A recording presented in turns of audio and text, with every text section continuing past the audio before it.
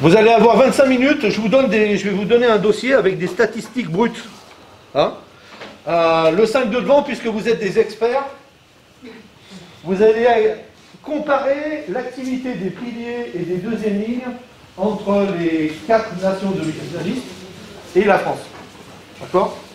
L'activité des piliers et des deuxièmes lignes aujourd'hui, c'est sans doute, quand on parle pour tous les joueurs, notamment le poste de deuxième ligne, celui qui a le plus évolué depuis les 10 dernières années. Hein, voilà. Et puis les Pilachou aussi. Hein. Les troisième lignes et les charnières, vous allez évaluer l'efficacité en conquête. La touche, les mêlées, pareil, comparatif entre les quatre équipes de demi-finalistes et la France. Et les trois quarts, vous allez établir un comparatif entre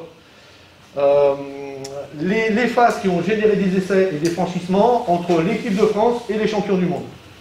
Ok? Petite présentation. Sur certaines données, c'était en lien avec une analyse par rapport au projet de jeu de l'équipe de France à ce moment-là. Donc, on va monter pour aller marquer. Il y a des zones qui sont codifiées dans les 22, c'est une zone de sortie. Entre les 22 et les 40, c'est une zone d'occupation.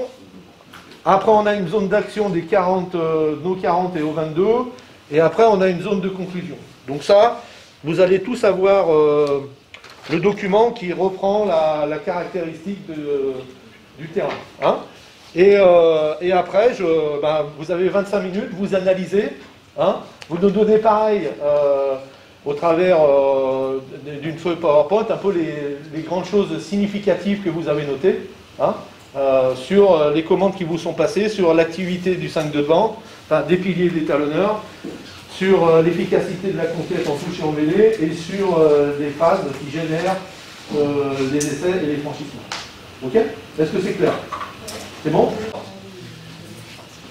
Bon, je présente le diagramme parce que vous avez et puis après tu vas apporter les éléments d'analyse. Donc là on est sur l'analyse de la tâche du pilier.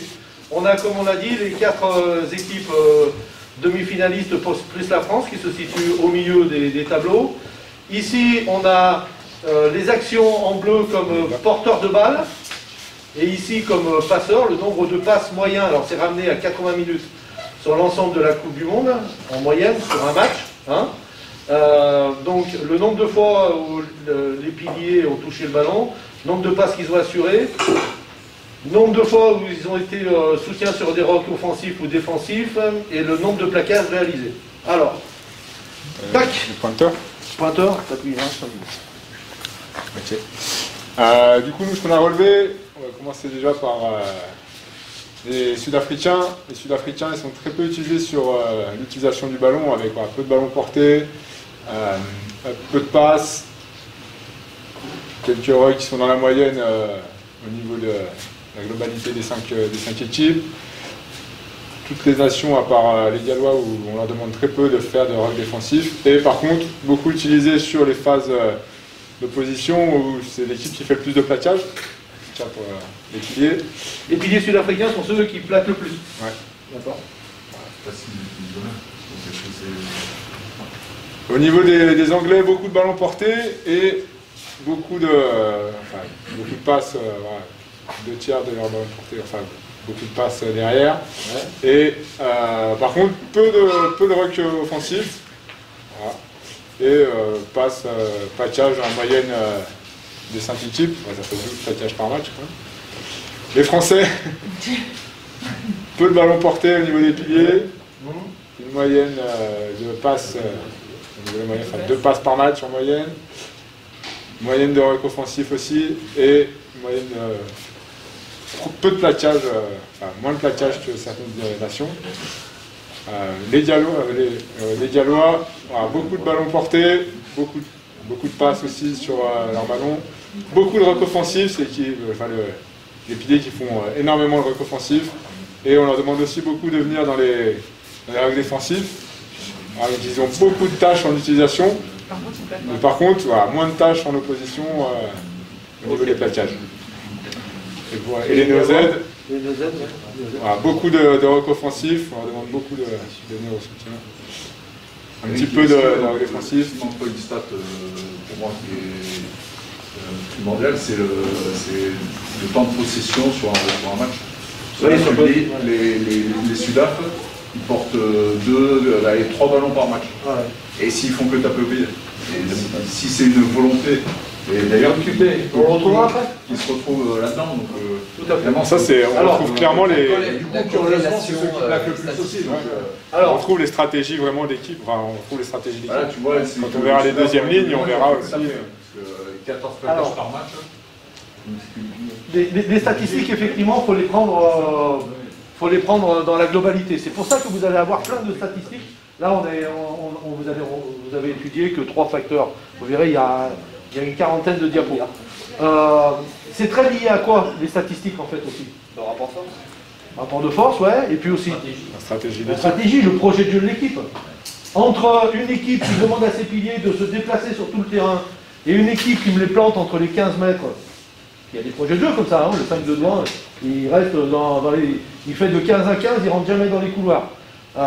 Effectivement, sur l'activité des joueurs, ça va impacter, hein, sans doute que si certains font beaucoup plus de ruck offensif, c'est qu'on leur demande beaucoup plus de se déplacer que peut-être d'autres qui sont plantés plutôt sur une partie du terrain. Donc ça, c'est juste des statistiques pour les utiliser aussi avec ce filtre-là et puis ce bémol-là. Elles ne représentent pas toutes les caractéristiques du jeu. Mais il y a quand même des indicateurs qui sont importants. Hein. Les piliers anglais sont ceux qui portent le plus le ballon et qui font le plus de passes. Hein, on les trouve ici, quoi. Les Gallois, c'est des marathoniens. Les Gallois, ils sont sur les rucks défensifs, ils sont sur les rucks offensifs. A contrario, les Sud-Africains, ils réalisent le plus de plaquages, mais ils portent jamais le ballon. Hein, donc voilà un peu des indicateurs tels qu'on peut les retrouver. Mais globalement, si on faisait les statistiques par rapport à l'activité des piliers il y a 10 ans, ça serait aussi très très intéressant à analyser. Hein. Donc ça, c'est les caractéristiques sur les piliers. Ok. Sur les deuxièmes lignes. Donc pareil, hein, porteur de balle, passeur, deuxième ligne du ruck coup. offensif, ruck défensif. On a relevé, voilà, c'est que les Néo-Zélandais utilisaient beaucoup leur deuxième ligne, avec beaucoup de ballons touchés, que ce soit pour porter le ballon ou pour faire des passes. Contrairement à la France, beaucoup de ballons touchés, mais très peu de passes. Okay. Donc en fait, je garde le ballon. Exactement. C'est impressionnant les deux. C'est lié au projet de jeu. Hein. Toutes les relances de jeu, beaucoup de relances de jeu, passent par Rétanique et Whitelock. Hein. Et toujours aussi, là, ce qu'on avait relevé, voilà, c'est que les deuxièmes lignes gallois, c'est moins que les Néo-Zélandais, mais c'est toujours supérieur à la moyenne. On a beaucoup de ballons portés et des ballons, beaucoup de passes aussi. Ouais. Et également beaucoup de tâches offensives, toujours avec beaucoup de rucks offensifs et même si c'est quand même 2 fois plus pratiquement que les Sud-Africains de défensifs. Et ils plaquent un peu moins que certaines nations, mais ils ont quand même pas mal de plaquages à faire par match. 14 plaquages par match pour un deuxième ligne. Standard. Standard. Hein, pas énorme. Sur le top 14, c'est ça. On a eu Félix ce week-end, il était à 20 plaquages. 20 plaquages. Une bonne partie, mais c'est des stats qu'on arrive souvent à en trouver.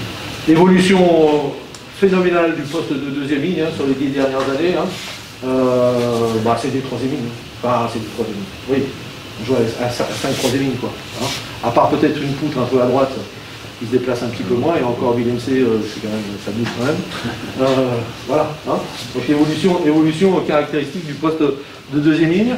Donc effectivement, les Blacks, c'est ceux qui ont le plus d'activité offensive. Hein. À contrario, ils font moins de soutien offensif, hein, mais ils sont que les autres. Les deuxièmes lignes font de très nombreux Sud-Africains, très nombreuses tâches défensives et portent le ballon. Les Anglais sont ceux qui réalisent le plus de tâches différentes. Hein, on les trouve en haut de la pyramide, un peu sur l'ensemble des dominantes. Nous, les deuxièmes lignes, ils ont légèrement moins plaqué, réalisent peu de passes par rapport aux autres nations. Sur la Coupe du Monde 2019. Très correct, c'est les mêlées offensives quand on bénéficie de l'introduction, mais les défensifs, c'est quand l'introduction à l'équipe adverse. En vert, sur nos mêlées, sur les mêlées d'introduction, le nombre de pénalités obtenues et le nombre de pénalités subies. Ok, on commence par ce diapo. On voit que nous, on avait un peu la mission de comparer les autres nations avec la France. Ouais. Donc on voit que sur les deux trucs, on est à l'extrême. Donc en gros, on est l'équipe qui gagne le moins de pénalités sur nos mêlées. Ouais. Et on est l'équipe qui concède le plus de pénalités sur Ça a bien marché. on concède le plus de pénalités sur nos introductions. C'est Et quelque chose d'important. largement. On a fait des Ouais, pourcentages. vas-y, ouais. Alors en fait, on a fait une moyenne de toutes les pénalités gagnées sur les mêlées de chaque nation. Donc il y avait c'est 27% en moyenne et nous on est à 5%. C'est pas gagné, C'est gagné. ou conservé. Envers, c'est gagné. C'est les pénalités qu'on gagne. Ouais, Quand l'équipe adverse fait une Les faute sur notre introduction. Voilà. Et du coup, la moyenne c'est 27%. Ouais, 27%, nous on est à 5. Ouais. Et la moyenne des pénalités prises sur nos mêlées, elle est de 17,8%. Et nous on est à 42%. 42. Si on peut regarder là aussi l'Afrique du Sud, championne du monde, c'est l'équipe qui gagne le plus de pénalités sur l'introduction et c'est celle qui en fait le moins. Mais en gros, quasiment la moitié de nos mêlées. Ouais, presque. Une mêlée sur deux. Presque. C'est peut-être pas, Ouais. c'est peut-être pas important la mêlée dans notre culture. C'est pour ça que. Oui ou non? Pas que ça. Oui ou non? C'est pas important. Ah ben là c'est un bon débat, mais moi je pense que c'est une décision qu'on perd du temps là-dessus au niveau international. On s'est attaché finalement à quelque chose qui nous a desservi, dont on s'est rendu compte que ça nous a desservi il y a 2 ans à la Coupe du Monde. Donc ça Là, reste ils sont en train de changer un peu plus d'épaule. Voilà, tout à fait. Et c'est le 5 devant, c'est un tiers des joueurs. Voilà. Et c'est les nations On a du été Sud les derniers qui à changer. gagnent le plus de pénalités sur les mêlées adverses. Les nations du Sud qui... On avance pas. Voilà, les nations du Sud qui sont les plus efficaces. Alors, est-ce que l'efficacité c'est d'obtenir des mêlées? Des pénalités, pardon. C'est le ballon. C'est pouvoir lancer le jeu, hein, d'accord. Mais là, c'est une statistique, voilà, hein, un parti pris qui a été, enfin, un parti qui a été pris, voilà. Et nous, effectivement, on est les plus pénalisés. Hein. Sur les mêlées défensives, c'est-à-dire introduction à équipe adverse. Donc, si on prend la France, sur mêlée adverse, on fait énormément de pénalités, on est juste derrière les Gallois. On prend beaucoup de pénalités sur les introductions adverses, Voilà. aussi. Et on gagne, plutôt dans la moyenne, on gagne pareil que les autres, le nombre de pénalités sur mêlée adverse. Si on a des parcours. Bah, du coup, en fait, on a pris la moyenne de chaque stat à chaque fois. La moyenne de pénalité prise sur nos mêlées, elle est de 10,4, nous on est à 11, donc c'est pas catastrophique. Après, c'est mieux d'être en dessous de la moyenne sur ce coup-là. Et la moyenne de pénalité sur les mêlées adverses, c'est de 4%. On est un peu en dessous, mais c'est pas non plus pareil, c'est pas le plus. Ok. Il y a assez peu de pénalités sur des mêlées à introduction adverse. Il y en a moins que par rapport sur ses propres introductions. L'Afrique du Sud, elle s'est fait moins pénaliser à contrario du Pays de Galles. Hein, okay. Sur les touches, donc, deux indicateurs. Le pourcentage en vert de touches gagnées, donc sur nos lancers. Hein, et le pourcentage de lancements de jeu qui ont pu être correctement réalisés après ce gain de la balle. Hein. Donc corrélation conquête, lancement. Donc là, on peut voir que nous, on est troisième équipe à gagner le plus de nos lancers. Ouais. Et par contre, au niveau d'utilisation du ballon derrière, on est plutôt dans la moyenne. Par contre, là, il y a un chiffre vraiment significatif. 100% de leurs touches sont efficaces. Le truc qui n'arrive jamais. Ouais. Et 18,6. Et après, les nations un peu moins, qui ont moins de ballons, c'est un peu surprenant ici, là. Et Nouvelle-Zélande. Ouais. Tu peux gagner ton ballon, mais si Ok. Ouais, du coup, pareil, Ouais, tu aussi, tu veux dire. la moyenne c'était la moyenne elle est de 83,7% sur les touches gagnées, enfin nos touches gagnées. Nous on est largement au-dessus avec 95%. Et la moyenne des touches qui ont généré un bon lancement de jeu, elle est de 75,9% et Après, nous on est au-dessus aussi. On a deux nations aussi qui pèsent bien le... Ouais, Voilà. Ok. Du coup, j'avais une question. Ouais, alors je fais juste la présentation, le retour, et après je te donne la question. 93% de réussite en touche, hein, en conquête. Hein. C'est encore plus élevé que sur la saison précédente de 2018. Hein. Et le pourcentage de touches permettant de lancer le jeu est quand même assez différent, et les Sudaf ils sont au top niveau là-dessus. Ouais. Du coup, moi, la question que j'avais, c'est qu'est-ce qu'on entend par Enfin, à quel moment on dit que le lancement de jeu après est efficace? Après, les Sudaf, il y avait des molles. Hein. Si je peux me permettre, on utilise ces stats, Louis. Et c'est des stats qu'on a chez Opta. Donc le pourcentage de coups gagnés. Une touche qui est propre, c'est-à-dire si c'est un ballon porté, c'est une transmission dans les bonnes conditions. Le ballon est capté et est en mesure de faire un donc il y a ça sur aussi. les touches déviées. Tu dévies la touche directement pour le. Parce Si que, Neuf se fait attraper avec. Et- se fait coffrer, Voilà. c'est considéré comme. Et tu vois le profil, parce que je pense que les Japonais et les molles, ils en font pas, donc c'est constamment des déviations, alors que les Sudaf et voire même nous, on est sur de la conservation molle.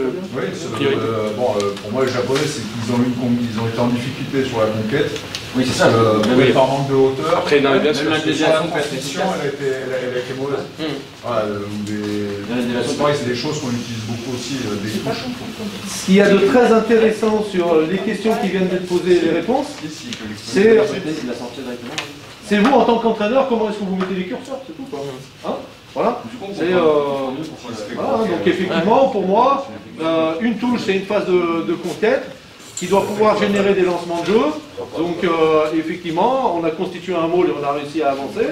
Ça c'est un lancement de jeu réussi, où le ballon est allé rapidement dans les mains du relayeur qui a fait ce qu'il avait à faire, peut-être passer au 10, peut-être s'échapper. Voilà. Hein, ok. Sur les touches volées, donc les contres en touche, qu'est-ce que ça donne les contres en touche?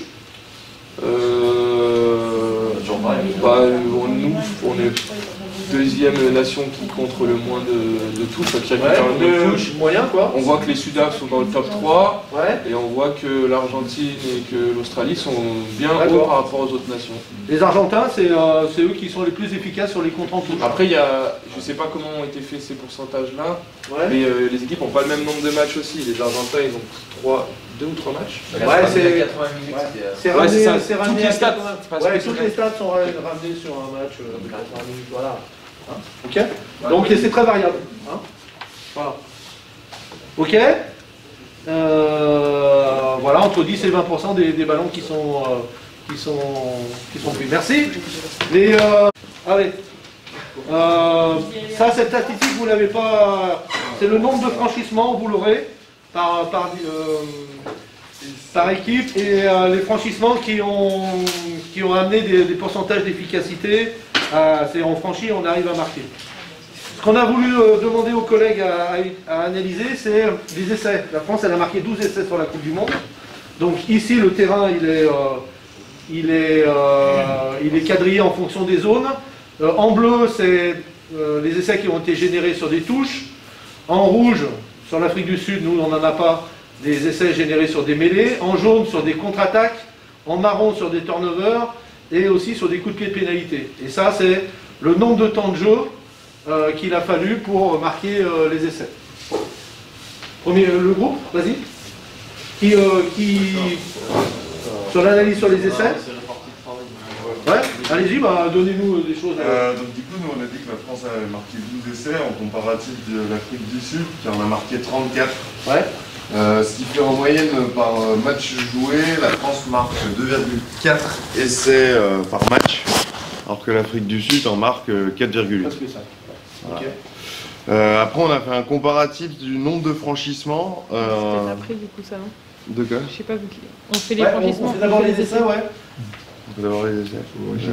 Quelles sont les phases de jeu qui ont généré des essais, par exemple? Pour les L'Afrique Français. du Sud, pour les Français. Pour les Français. C'est divisé par 3. Ouais. C'est assez bien réparti. Il y a 4 essais. Ordonné contre-attaque quand même qui a pas mal marché, surtout dans la zone d'action. Ouais. Parce que 3 essais en contre-attaque ont été marqués dans la zone d'action, donc ça a plutôt bien. Dans la transition, on a c'est pas mal réussi. Et après, on le voit dans la zone de conclusion, c'est essentiellement ça part de la touche. Ouais, sur des pénales touches, quoi. Ouais. Voilà. Ouais. Ce qui est quand même caractéristique, c'est que 60% des essais sont générés sur des phases de contre-attaque et de turnover. Pour les Français. C'est Hein, ça. d'accord. On les a ici, hein. Et puis, globalement, zone d'occupation, c'est aussi beaucoup de notre camp. Hein. Zone d'occupation, c'est derrière nos 40 mètres. Hein. Donc des essais qui partent de chez nous. Sur des phases de contre-attaque. A contrario, on peut voir que sur l'Afrique du Sud, c'est complètement différent, notamment Ouais. Notamment dans la zone d'occupation, sortie de Alors, camp. on regarde juste les Français, voilà. 33% des essais sont marqués sur des touches et notamment dans la zone de conflit. On a un tiers des essais qui proviennent de notre camp. Et il nous faut la moitié du temps plus de 5 temps de jeu pour pouvoir marquer. Ok. Sur les franchissements des Français, dans quelle zone on franchit? Chez nous. Hein? Ce qui est assez curieux d'ailleurs, depuis ils ont changé un peu leur fusil d'épaule là depuis sur ces derniers. Parce que maintenant ils ne jouent plus du tout dans cette zone d'occupation. Du coup la zone porte aujourd'hui vraiment son nom. C'est une zone dans laquelle ils ne jouent plus du tout. Et c'est curieux parce qu'aujourd'hui si on était en mesure de faire des statistiques sur les matchs d'automne, il y aura certainement zéro essai sur contre-attaque dans la zone d'occupation. Ils ne jouent plus que dans la zone d'action. Et encore, mais notamment ça a été caractéristique contre les Anglais, il y a eu beaucoup de gains. Les Anglais c'est encore pire. Des choses sur les franchissements là? On a fait un calcul, les Français ils font 4 franchissements par match. En moyenne. Et du coup, par rapport au nombre d'essais marqués, ça veut dire qu'en gros, 60% des franchissements aboutissent à un essai. D'accord. C'est bien ou c'est pas bien? C'est assez efficace. Quand on compare.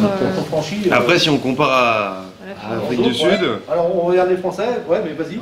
Eux, ils font 5,8 franchissements par match. Sauf que derrière, ils ont 82% d'essais derrière un franchissement. Après, il faut voir d'où viennent ces franchissements. Est-ce que la majorité c'est dans la zone d'action ou dans la zone de marque? Une nouvelle fois, les franchissements ils sont générés depuis les phases de contre-attaque et de transition. D'accord? 85% de nos franchissements, c'est sur des ballons qu'on a récupérés dans des rucks ou qu'on a contre-attaqué, effectivement. Voilà. Et du coup, on a un taux de, comme tu l'as dit, 66% d'efficacité, c'est-à-dire qu'on a réussi à marquer 66% des essais là-dessus. Et c'est aussi c'est un peu plus direct, avec du jeu à 3 passes. Tout à l'heure, on était sur des essais à 5 passes. Ok. Sur l'Afrique du Sud, vous avez les deux comparatifs. Qu'est-ce qui alors, sur le nombre de phases pour marquer, on a comparé l'Afrique du Sud à la France. L'Afrique du Sud marque 52% de ses c'est à 52% de ses essais sur les premières au bout d'une phase de jeu, c'est-à-dire c'est ça. Contre 25% pour la France, ce qui signifie peut-être ce qui peut marquer soit le fait que l'Afrique du Sud se trouve aussi dans des zones où ils ont plus l'habitude justement d'essayer de marquer sur ces phases-là, je pense notamment à la touche, soit ils sont plus efficaces, soit c'est carrément un refus de la France, si on prend un truc, c'est un refus de la France de marquer, ou un refus, que la France a été contrée sur ces phases-là et du coup a été obligée d'aller plus loin dans les actions. Ce qui est aussi intéressant sur cette stat, c'est que l'Afrique du Sud n'a jamais marqué au-delà des 9 temps de jeu. C'est-à-dire qu'au-delà dès qu'ils arrivent à 9 temps de jeu, ils n'ont jamais marqué. Ce qui signifie, alors que la France, elle, dans 16,6% des cas, c'est arrivé. Là, il y a deux possibilités. Soit l'Afrique du Sud, encore une fois, on ne peut pas dire refuse, mais ne va pas jusqu'à ces 9 temps de jeu. Donc, soit elle refuse, soit elle n'y arrive pas parce qu'elle fait soit elle est inefficace dans ses au-delà de 9 temps, et donc elle marque jamais. Ou elle a marqué avant. Ou elle a marqué avant, ou elle est sur-efficace avant. En tout cas, c'est soit elle y arrive, soit elle n'y arrive pas. Ok. Sur les franchissements, donc l'Afrique du Sud, c'est celle qui a marqué le plus d'essais sur Maul pendant la compétition. Rappelez-vous, 50 touches dans les essais. Le Japon, rappelez-vous aussi qu'ils ont organisé un Maul en plein milieu du terrain. Je ne sais plus quel match. En finale contre l'Angleterre. En finale contre l'Angleterre. Ils se sont retrouvés. Elle a marqué aussi à partir de leur camp, ici aussi. Et effectivement, 51% des essais ont été marqués sur un temps de jeu. Et c'est sans doute à ramener aussi à la forte proportion des essais qui sont générés dans la phase d'occupation. Ok. Alors, voilà. Donc ça, c'est des données statistiques. Vous aurez tout le temps de les observer. Vous aurez Je vous laisse tous les documents sur l'analyse de l'Angleterre, sur l'analyse de la Nouvelle-Zélande. En synthèse, ce qu'on peut retenir, c'est que la touche, ça reste quand même assez... sur l'ensemble des statistiques hein, de la Coupe du Monde, 40% des essais sont marqués à partir de touche, hein, notamment sur des zones, bien sûr, de pénal touche. Hein. Par contre, ça reste très différent en fonction des équipes. Hein. La Nouvelle-Zélande et le Japon, c'est que 31% de leurs marques, alors que l'Australie et l'Angleterre, c'est 50% hein, quand on parle de la touche. Beaucoup d'essais sont générés dans cette fameuse zone de conclusion quand on arrive à s'approcher de la ligne d'en but.